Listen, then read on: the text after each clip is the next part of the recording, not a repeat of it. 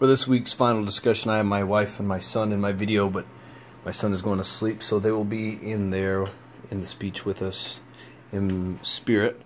So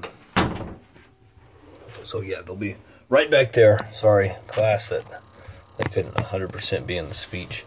For this week, I wanted to continue on, obviously, with what we had talked about in week 4.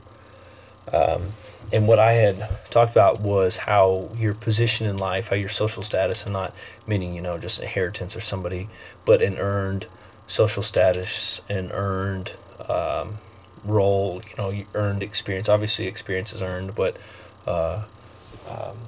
rightful experience, credible experience can really prove that you know what you're talking about.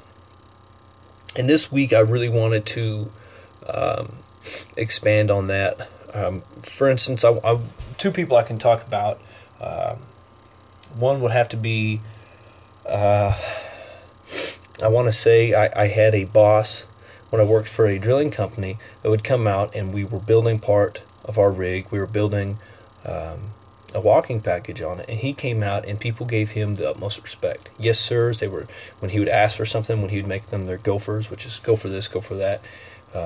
They would listen to him right off the beat, and he was a very knowledgeable man. He was an older man. He was in his late 50s, very weathered, very rough around the edges, but he was an extremely smart man. It may have not come across that way because he'd been in the oil field all of his life and had very much of a foul mouth. But he was able to point his finger and be able to get this thing built and be able to walk, and it was actually quite an amazing feat. I'd never seen anything like that. I'd never seen so much iron be picked up by hydraulic cylinders. It was pretty impressive.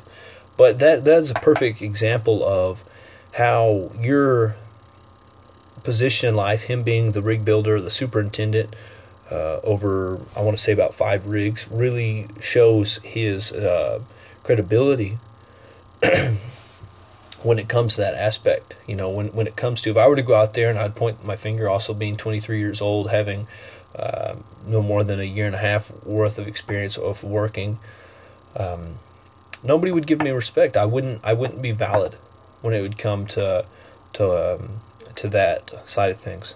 And being at such a young age, there's really not a lot of things that I can give credibility towards because I haven't had a whole lot of experience in life. Another thing I'd obviously have to be put my father in there. Him being my dad, I listened to him. Maybe not when I was a teenager, but I definitely listen to him now when I ask him for work advice or school or anything along that nature. If I need help working on a vehicle or anything. His social status in life of being my father and being an older man that has worked 37 years and put himself at the top with no degree and been able to provide for our family. His role in our life, in my life, in my older siblings' life, have really been able to demonstrate a proper figure of somebody that has valid information.